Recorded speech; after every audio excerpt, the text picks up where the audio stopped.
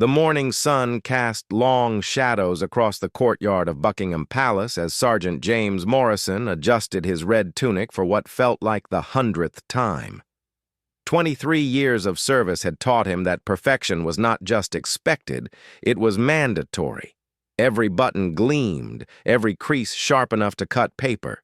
His bearskin hat sat at precisely the regulation angle, and his face wore the expression that had become second nature. Absolutely nothing. But today would test every ounce of his legendary composure. Morrison had earned his reputation as the most unflappable guard in the Queen's service. Tourists had tried everything to make him crack a smile. Children had pulled faces, adults had told jokes, and once, a particularly determined American had even offered him a 20-pound note. Nothing worked. Morrison was a statue in red and black, a human monument to British discipline. The other guards often joked that Morrison had ice water in his veins instead of blood. During the famous incident when a tourist's ice cream cone had somehow ended up stuck to Guard Williams's hat during a particularly windy day, Morrison hadn't even blinked. When a small dog had somehow wandered into the courtyard and decided to relieve itself directly on Guard Thompson's highly polished boots, Morrison's expression remained as unchanging as carved stone. This morning was different, though. Word had spread through the guardhouse that Princess Anne would be making an unscheduled visit. The Princess Royal was known among the guards for her sharp wit and complete lack of patience for ceremony when it wasn't absolutely necessary. She treated the guards more like people than furniture, which was both refreshing and terrifying in equal measure. Morrison took his position outside the main entrance, his rifle held at the perfect angle, his eyes focused on the horizon. The familiar weight of responsibility settled on his shoulders like an old coat. He had protected royalty through state visits, public ceremonies, and private moments. He had stood guard during storms that would have sent lesser men running for shelter. He had maintained his post during the longest, most boring days when absolutely nothing happened for hours on end. The black Bentley approached with its usual quiet efficiency. Morrison's training kicked in automatically. Scan the surroundings, note any unusual activity, maintain position. The car door opened, and Princess Anne stepped out with characteristic briskness. She was dressed in practical riding clothes, clearly having come straight from the stables. As she approached the entrance, something completely unexpected happened. Princess Anne paused directly in front of Morrison, studying his face with the intensity of someone examining a particularly interesting painting. "Sergeant Morrison, isn't it?" she asked, her voice carrying that distinctive blend of authority and warmth that marked all the best members of the royal family. Morrison's training demanded he remain silent unless directly questioned about security matters. But this was different. "Yes, Your Royal Highness," he replied, his voice steady despite the surprise of being recognized. "I remember you from the garden party last summer. You were the one who helped when that elderly gentleman collapsed near the rose garden." The memory flooded back instantly. An elderly veteran had suffered what appeared to be a heart attack during one of the Queen's garden parties. While maintaining protocol was important, human life took precedence. Morrison had broken from his position to provide first aid until the medical team arrived. He had assumed no one in the royal family had noticed. They had their own concerns and commitments during such events. "Just doing my duty, ma'am," Morrison replied, but something in his chest felt warm at the acknowledgement. Princess Anne smiled, not the practiced public smile that graced newspaper photographs, but something genuine and knowing. "Duty, yes, but it was more than that, wasn't it? You stayed with him even after the medics arrived." Held his hand and talked to him about his service in Burma. Morrison felt something crack in his carefully maintained composure. The fact that she had not only noticed but remembered such a small detail struck him unexpectedly. The elderly veteran, Frank Patterson, had served in the same regiment as Morrison's grandfather. They had talked quietly about shared experiences, about the weight of service, about the honor of wearing the uniform. "He reminded me of someone," Morrison said simply, his voice catching slightly on the words. "Your grandfather," Princess Anne said softly. "I know. I made inquiries afterward. Distinguished service record, both of you." The crack in Morrison's composure widened. For 23 years he had been a perfect soldier, a flawless guard, an unbreakable statue. But standing here, being seen, really seen, as a human being by someone he had sworn to protect, was overwhelming in a way he had never experienced. Princess Anne seemed to understand. She glanced around the courtyard, noting the tourists with their cameras, the other guards at their posts, the eternal dance of protocol and performance that surrounded royal life. "Walk with me," she said quietly, "just to the side door." It was highly irregular. Guards didn't simply abandon their posts to stroll with members of the royal family, but when a royal gives a direct request, protocol adjusts accordingly. Morrison fell into step beside her, his training warring with the surreal nature of the situation. "Do you know what I admire most about you guards?" Princess Anne asked as they walked. "It's not the perfection, though that's impressive. It's the humanity you maintain despite all the rules designed to suppress it." Morrison found himself walking slightly differently, not quite the rigid march of a guard on duty, but not the casual stride of a man off the clock either. Something in between, something more honest. "The thing is," Princess Anne continued, "we're all performing, aren't we? You in your red coat, me with my public face, but sometimes the performance becomes so complete that we forget there are real people underneath." They had reached the side entrance, a less formal door used by family members and staff. Princess Anne paused, turning to face Morrison directly. Up close, he could see the lines around her eyes, the evidence of years of public service and private worry. She looked tired in a way that photographers never captured. "I wanted to thank you properly for what you did that day. Frank Patterson sent me a letter, you know. He wrote about the young guard who treated him not like an inconvenience during a royal event, but like a fellow soldier deserving of respect." Morrison felt his throat tighten. He had visited Frank several times during his recovery, bringing small gifts and sharing stories. The old man had become a friend, a connection to history and service that transcended rank and protocol.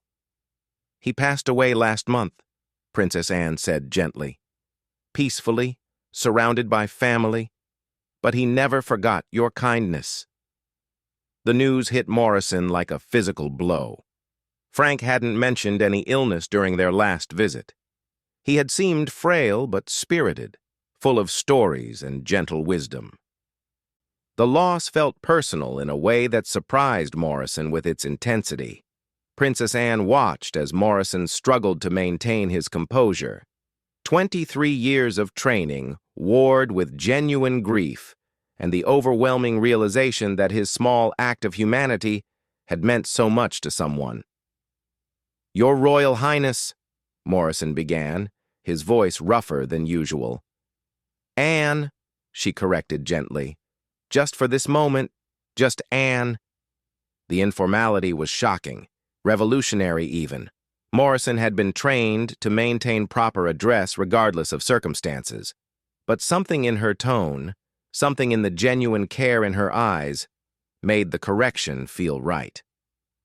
"Anne," he said carefully, testing the word. "Frank never told me he was ill. He didn't want to worry anyone.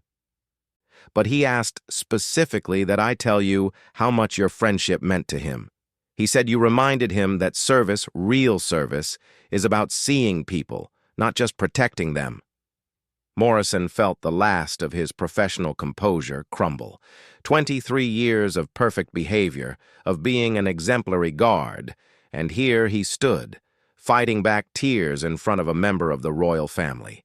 Everything he had been trained to avoid was happening, and yet it felt more right than any ceremony he had ever participated in. Princess Anne reached out and briefly touched his arm. a gesture so natural and human that it completely shattered any remaining pretense between them. "The funeral is next Tuesday," she said softly. "Private affair, family only. But I think Frank would have wanted you there if you can arrange the time off." Morrison nodded, not trusting his voice to remain steady. The idea that Princess Anne had not only attended to such details, but had thought to include him, was overwhelming. It spoke to a level of care and attention that went far beyond royal duty. "I'll be there," he managed to say. Princess Anne smiled again, that same genuine expression that had started this whole extraordinary conversation. "Good. And Sergeant Morrison? Frank was right about service being about seeing people. Thank you for never forgetting that, even when the rules suggest you should." She turned to enter the palace, then paused. "Oh, and Sergeant? When you return to your post, if any of the other guards ask why you were away, you have my permission to tell them you were receiving a commendation for exceptional service. It's not far from the truth." With that, she disappeared through the door, leaving Morrison standing alone beside the entrance, his world fundamentally changed. For 23 years he had believed that perfect service meant perfect composure, that being a good guard meant being less than fully human. But standing there, processing the conversation that had just occurred, Morrison realized that the opposite might be true. The moment when he had broken protocol to help an elderly veteran, the times when he had chosen humanity over rigid adherence to rules, those might have been his finest moments of service, not his failures. The walk back to his post felt different. His stride carried the same precision, his uniform bore the same immaculate standards, but something essential had shifted. He was still Sergeant James Morrison, still one of the most disciplined guards in royal service, but now he was also a person who had been seen, acknowledged, and valued for his humanity rather than his ability to suppress it. As he resumed his position, Morrison's face settled back into its professional mask. To the tourists and photographers, he looked exactly as he had before, stern, unmoving, perfectly controlled. But behind that expression lay something new, the knowledge that sometimes the most profound moments of service occurred not when protocol was perfectly followed, but when it was thoughtfully, carefully, humanely broken. The morning sun continued its arc across the sky, and Morrison continued his watch, guard duty transformed by grace. 3 weeks after his conversation with Princess Anne, Morrison found himself assigned to a different kind of duty. Instead of the familiar routine of palace guard work, he was part of the security detail for a private family gathering at Windsor Castle. These assignments were considered prestigious among the guards, fewer tourists, less formality, but also less predictability. The occasion was Prince William's birthday celebration, a small family affair that would include several generations of royals. Morrison's role was relatively simple: maintain a discreet security presence while the family enjoyed their evening. It should have been routine. The castle's private dining room had been transformed for the celebration. Warm lighting replaced the usual formal illumination. Family photographs covered surfaces typically reserved for state portraits, and the atmosphere carried an intimacy that Morrison had rarely witnessed in royal spaces. His position was just outside the main dining area, close enough to respond to any security concerns, but far enough to provide privacy. Morrison had perfected the art of being present but invisible. Guards learned to hear without listening, to see without observing, to be aware of everything while apparently noticing nothing. It was a delicate balance that required years to master. But tonight, the usual royal composure seemed relaxed in ways that made Morrison's professional invisibility both easier and more challenging.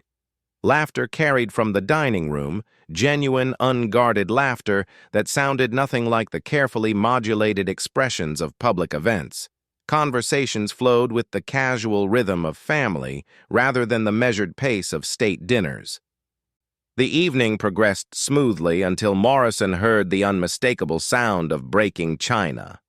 Not the catastrophic crash of an accident, but the sharp crack of something valuable meeting an immovable object. A moment of silence followed, then Prince William's voice. "Well, that's definitely coming out of my inheritance." More laughter, but this time it carried an edge of concern. Morrison remained at his post, but his attention sharpened. Royal households had staff to handle such incidents, but his training demanded awareness of any situation that might affect security or require assistance. Then he heard Prince George's voice, small and worried. "I'm sorry, Papa. I didn't mean to break Granny's special plate." The conversation that followed made Morrison realize he was witnessing something remarkable. Instead of the formal response he might have expected, Prince William's voice carried nothing but gentle understanding. "It's all right, George. Do you know what Granny told me when I broke something at your age?" "What?" "She said that things are just things, but people are what matter.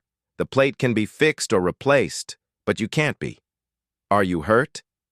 "No, Papa." "Then that's all that matters."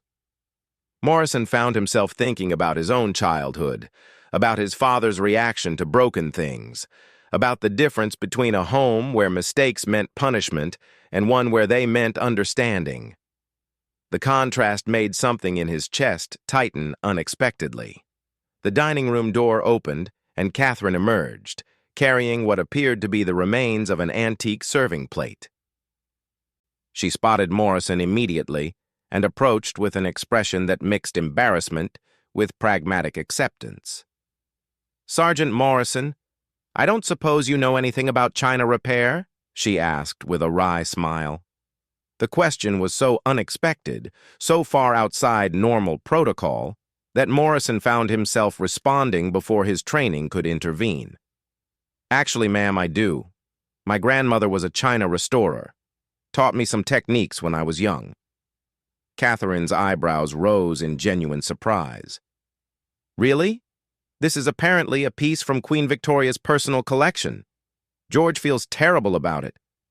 Morrison studied the broken pieces in Catherine's hands. The break was clean, along old stress lines. "It's actually not as bad as it looks, ma'am. The fracture follows the original firing lines. If you have the right adhesive and someone with steady hands, it could be nearly invisible when repaired." "Would you—" Catherine began, then hesitated. "I mean, would it be possible for you to take a look? I know it's not exactly in your job description." Morrison glanced toward the dining room, where he could still hear Prince George's subdued voice. The boy was clearly upset despite his father's reassurance. In that moment, Morrison made a decision that would have horrified his training officers. "I'd be happy to help, ma'am." Catherine led him to a small side room that served as a family workspace. The space was cluttered with children's art projects, family photographs, and the comfortable chaos of a lived-in home rather than a museum. She carefully laid out the pieces of the plate on a wooden table. "I have to ask," Catherine said as Morrison examined the breaks, "how does a royal guard learn china restoration?" Morrison found himself answering more openly than he had with anyone in years. "My grandmother worked for a country house before the war. The family had a collection of historical pieces, and she became their unofficial conservator. She always said that taking care of beautiful things was a form of service too." As he spoke, Morrison arranged the pieces with careful precision. His hands, so accustomed to the weight of rifles and the rigidity of ceremonial drill, moved with surprising delicacy. The techniques his grandmother had taught him 40 years ago came back with startling clarity. "She sounds like a wise woman," Catherine said, watching him work. "She was. She used to say that broken things often become stronger than they were before if they're mended with care and patience." Morrison paused, realizing the weight of what he had just shared. For years, he had kept his personal history carefully separated from his professional life. Guards weren't supposed to have stories, weren't supposed to be interesting. They were supposed to be reliable, invisible, perfectly forgettable. But Catherine's attention felt different from the curiosity of tourists or the formal acknowledgement of superior officers. She seemed genuinely interested in him as a person, not as a uniform or a function. "I think I have some appropriate adhesive in the supply closet," Catherine said. "Museum quality. We've had to repair various disasters over the years. 3 children in a house full of antiques is basically an ongoing restoration project." While she searched, Morrison continued examining the plate. The pattern was exquisite, hand-painted with a delicacy that spoke of master craftsmen. But what struck him most was evidence of previous repairs. Thin lines where old breaks had been mended, slight variations in glaze where chips had been filled. This wasn't the first time the plate had been broken, wasn't the first time someone had carefully put it back together. Catherine returned with a small tube of specialized adhesive and found Morrison smiling slightly at his discovery. "What is it?" she asked. "This plate has been broken before. Multiple times, actually. Someone has been very carefully repairing it for possibly over a century." Catherine leaned closer to see what he was indicating. "Really? How can you tell?" Morrison pointed out the evidence of previous restorations, explaining the subtle differences in materials and techniques that revealed the plate's history of damage and repair. As he spoke, Catherine listened with the focused attention of someone genuinely learning something new. "So it's not ruined?" she said with relief. "No, ma'am. If anything, it's more interesting now. Each repair tells a story. Your son's accident is just the latest chapter in what's clearly a long history of being loved and used and carefully preserved." Morrison began the delicate process of applying adhesive to the broken edges. His hands moved with practiced precision, fitting pieces together with the patience his grandmother had taught him decades ago. Catherine watched, occasionally handing him pieces or holding sections steady while the adhesive set. "This is quite therapeutic," Catherine observed. "I can see why your grandmother enjoyed it." She said it taught her that most things worth saving could be saved if someone cared enough to do the work properly. They worked in comfortable silence for several minutes, the sounds of the continued celebration drifting in from the other room. Morrison found himself thinking about the strangeness of the situation. Here he was, sitting in a private room with the future Queen of England, repairing china and sharing stories about his grandmother. "Can I ask you something, Sergeant Morrison?" Catherine said as he fitted the final piece into place. "Of course, ma'am." "Do you ever get tired of having to be so controlled all the time? Always proper? Always professional?" The question caught Morrison off guard. It was exactly the kind of personal inquiry that protocol suggested he deflect or answer in the most general terms possible. But sitting here working with his hands, talking about his grandmother's wisdom, Morrison found he didn't want to hide behind professional courtesy. "Sometimes," he admitted, "but I chose this life because I believe in what it represents.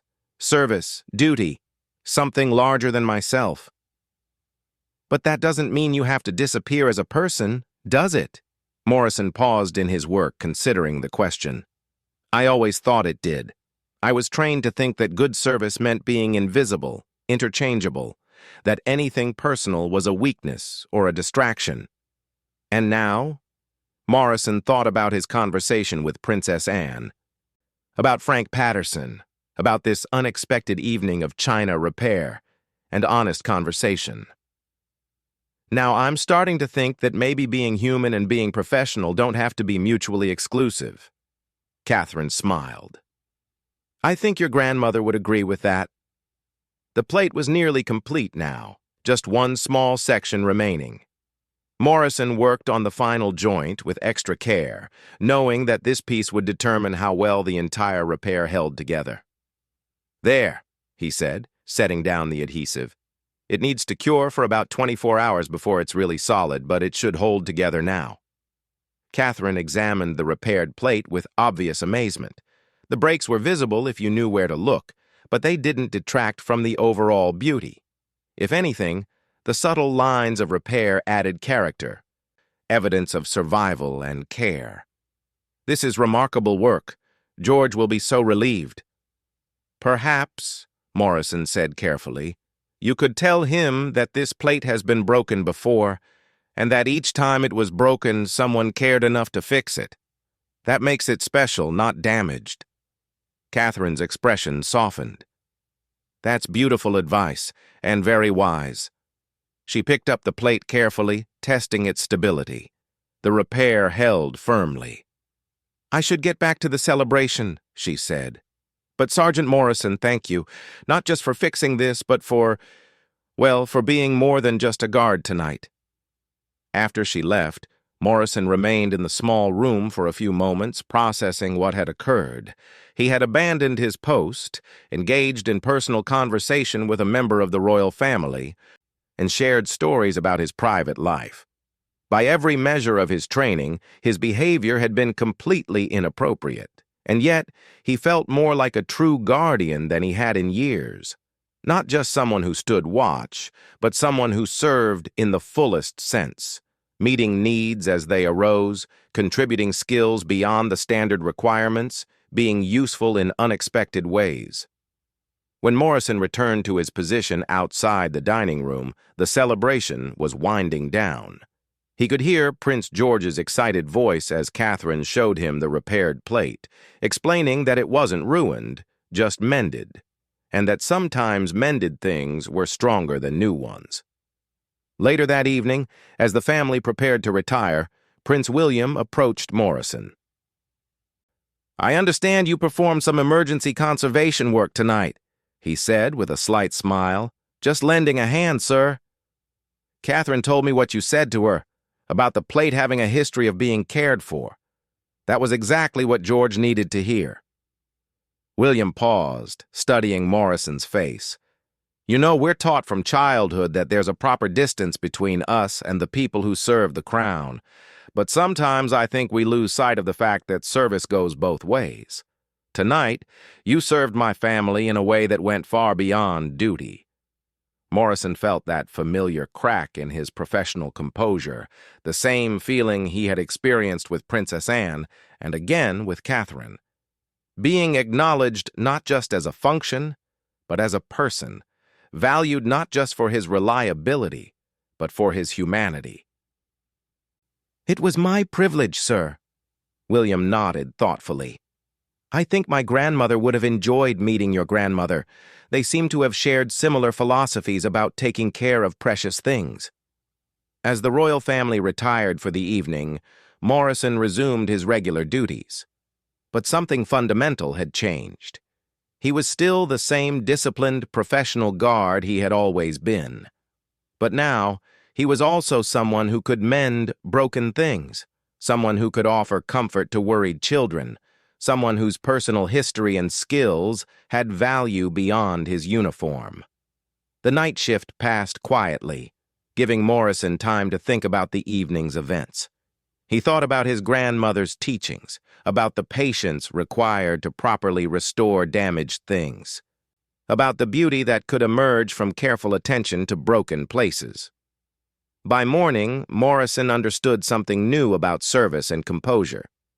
True professional control wasn't about eliminating humanity. It was about choosing when and how to express it in service of something larger. Sometimes the greatest composure lay not in perfect stillness, but in knowing when to move, when to help, when to let your training expand to include your heart. The repaired plate would sit on the royal table for years to come, its mended lines barely visible but always present, a reminder that broken things could be made whole again with patience, skill, and care. And Morrison would return to his duties with his own understanding similarly restored, still professional, still disciplined, but no longer invisible to himself. 6 months later, Morrison found himself facing the most challenging assignment of his career. The Queen's annual Christmas broadcast was being filmed at Windsor Castle, and he was part of the elite security detail responsible for ensuring everything proceeded flawlessly. It was the kind of duty that could define a guard's reputation: high visibility, zero tolerance for error, and the weight of tradition bearing down like a physical presence. But this year's broadcast would prove different from any that had come before. Morrison arrived early that December morning to find the castle already bustling with activity. Television crews moved equipment through corridors that normally echoed with nothing more than footsteps and whispered conversations. Lighting technicians adjusted their setups in rooms where kings and queens had lived and died. The collision of modern technology with ancient tradition created an atmosphere of controlled chaos that put everyone on edge. The Queen herself appeared calm amid the commotion, but Morrison had learned to read the subtle signs of stress in the royal family. The way she held her shoulders slightly higher than usual, the brevity of her responses to staff questions, the small gesture of smoothing her skirt that indicated internal tension. After decades of these broadcasts, the process should have been routine, but Morrison suspected this year carried special significance. His position was in the corridor adjacent to the recording room, close enough to respond to any security concerns, but positioned to avoid interfering with the delicate process of creating what would be watched by millions around the world. From his vantage point, Morrison could observe the meticulous preparation that went into something that would appear effortless and spontaneous to viewers. The first indication that this would be an unusual day came when the Queen's longtime corgis, normally well-behaved during official proceedings, began acting restless. Muke and Sandy, the Queen's remaining companions, seemed agitated by the unusual activity and refused to settle in their designated area. Their anxious energy was affecting the entire atmosphere, creating an undercurrent of tension that threatened to disrupt the carefully orchestrated schedule. Morrison watched as staff members attempted various solutions. Treats were offered and ignored. Familiar toys were presented without interest. The dogs seemed determined to be exactly where they shouldn't be, weaving between camera equipment and technical staff with the single-minded purpose of creatures who sensed that something important was happening and refused to be excluded. "Perhaps we should move them to another room," suggested the director, his voice carrying the strained politeness of someone trying to solve a problem without offending anyone. "No," the Queen said firmly. "They stay." But as the morning progressed, it became clear that the corgis' presence was going to be problematic. They barked at unfamiliar technicians, knocked over small equipment pieces, and showed no sign of calming down. The director's suggestions became increasingly diplomatic ways of saying that the dogs were making his job impossible. Morrison observed this developing crisis with the detached awareness that had served him throughout his career. It wasn't a security issue, wasn't technically his responsibility, and protocol suggested he remain focused on his assigned duties. But watching the Queen's growing tension, seeing how much the dog's distress was affecting her own composure, Morrison found himself remembering his grandmother's advice about service, extending beyond rigid job descriptions. During a brief break in filming preparations, Morrison made a decision that would have horrified his younger self. He approached the area where the corgis were being contained, moving slowly to avoid startling them further. Both dogs noticed him immediately, their attention shifting from the chaos of the filming to this new presence. Morrison knelt down, bringing himself to their level, and began speaking in the low, calm voice his grandmother had used with anxious animals decades ago. Not baby talk or excited encouragement, but steady conversational tones that conveyed confidence and peace. "Easy there," he murmured, extending a hand for them to examine. "I know this is all very strange, isn't it? All these new people, all this unusual activity." Muick approached first, sniffing Morrison's hand with the careful attention of a creature evaluating a potential threat or ally. Finding nothing alarming, the dog allowed Morrison to scratch behind his ears.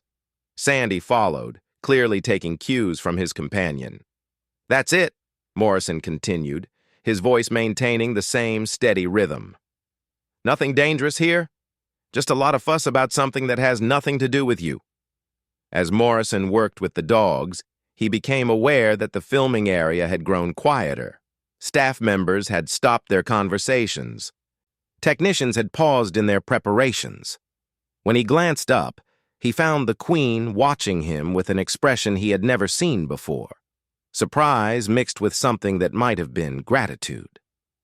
"Sergeant Morrison," she said, approaching the small group. "I wasn't aware you had experience with dogs."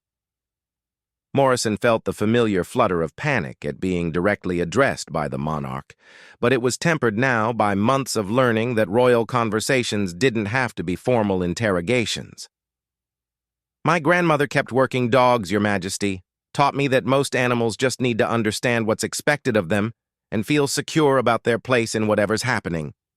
The Queen's expression softened. "And what do you think is expected of these two today?" Morrison considered the question seriously, studying the dogs who were now settled calmly beside him. "I think they want to be included, ma'am. They're used to being part of your daily routine, and all this activity makes them feel excluded and anxious. If they knew they had a role, they might settle down." "A role in the Christmas broadcast?" "Well," Morrison said carefully, "they are part of your family. People know about them, care about them. Maybe their restlessness is just them trying to tell everyone that they belong in this picture." The Queen was quiet for a long moment, and Morrison worried that he had overstepped badly. Suggesting changes to the royal Christmas broadcast was so far beyond his authority that it bordered on absurd. But when she spoke, her voice carried consideration rather than reproof. "Director," she called, "might we discuss a small addition to today's filming?" The conversation that followed was unlike anything Morrison had ever witnessed. The Queen, with gentle but absolute authority, proposed including the corgis in the broadcast. Not as a planned element, but as a natural part of the scene. The director, clearly struggling between artistic vision and the impossibility of refusing a royal request, eventually found ways to make it work. "But Your Majesty," he said diplomatically, "will need someone to ensure they remain calm during actual filming. If they become agitated again..." "Sergeant Morrison seems to have a gift for keeping them settled," the Queen observed.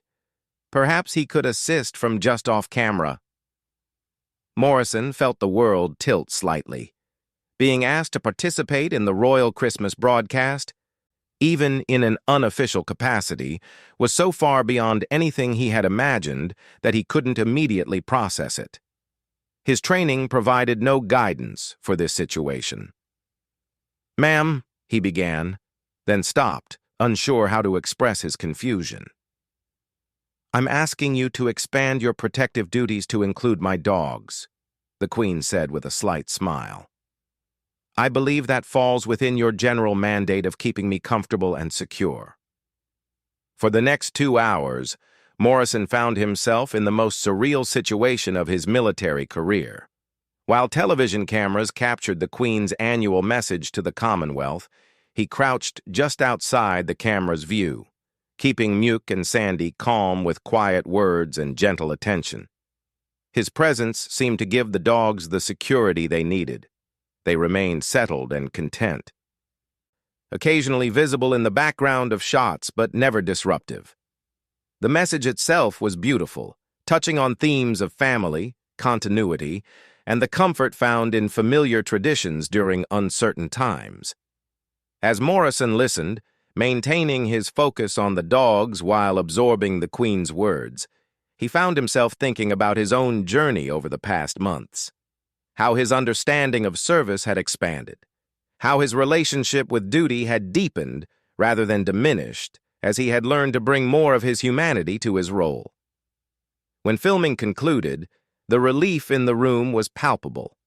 The broadcast had been successful, the dogs had behaved perfectly, and the final product would be everything tradition demanded. But for Morrison, the real significance lay in what had happened behind the cameras. As the equipment was being dismantled and staff began departing, the Queen approached Morrison one final time that day.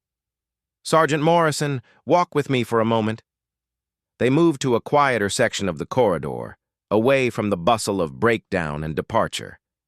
The Queen's corgis followed, now completely relaxed and content. "I wanted to thank you for today," she began. "Not just for helping with Muick and Sandy, but for understanding something that I think many people miss about this role." Morrison waited, sensing that something important was being shared. People imagine that royal life is all ceremony and formality, that we live inside the protocols and traditions like actors playing parts. But the truth is, we're simply people trying to serve as well as we can, and sometimes that service requires adapting, being flexible, finding solutions that aren't in any handbook. She paused, watching her dogs explore the familiar hallways with renewed contentment. "You've shown remarkable judgment over these past months, not just in following orders, but in understanding when orders need to be thoughtfully interpreted. That's not something that can be taught. It's a quality of character." Morrison felt overwhelmed by the recognition, by the suggestion that his instincts and choices had been valued at the highest levels. "Your Majesty, I just tried to be helpful." "Exactly. And that's what true service looks like. Seeing what needs to be done and doing it, even when it's not specifically assigned, even when it requires stepping outside established patterns." The Queen smiled, and Morrison realized that this conversation represented something like a graduation. Months ago, he had been a perfect soldier who followed orders flawlessly. Now he was something different, a guardian who could think, adapt, and respond to situations with both professional competence and human understanding. "There's something else," the Queen continued. "I've been thinking about expanding the role of certain guards, creating positions that allow for more flexibility in how service is provided. Would you be interested in such an assignment?" Morrison's mind raced through the implications. A role that valued adaptation and human judgment over rigid protocol adherence. A position that recognized guards as thinking, capable individuals rather than just uniformed functions. "I would be honored, Your Majesty." "Good. We'll discuss the details after the holidays. But I wanted you to know that today confirmed my impression that you understand something essential about service, that it's not about perfection, it's about care. Not about following rules blindly, but about understanding the purpose behind the rules and serving that purpose faithfully." As they walked back toward the main areas of the castle, Morrison reflected on the extraordinary journey he had taken. 6 months ago, his identity had been built around rigid control, perfect composure, and the suppression of anything personal or spontaneous. He had believed that good guards were invisible, interchangeable, professionally perfect. Now he understood that the best service came from bringing his full self to his duties, his experience, his skills, his judgment, and yes, his humanity. Perfect composure hadn't disappeared. It had evolved into something richer and more flexible, the ability to remain calm and focused while also responding with creativity and care to unexpected situations. That evening, as Morrison concluded his regular duties, he found a small gift waiting in his quarters, a beautifully framed photograph from the day's broadcast showing the Queen delivering her Christmas message with Muick and Sandy visible in the background, peaceful and content. In the corner, barely visible, was Morrison's hand as he kept the dogs calm. Attached was a handwritten note. "Thank you for understanding that sometimes the most important service happens when no one is watching. With appreciation for your exemplary care. E.R."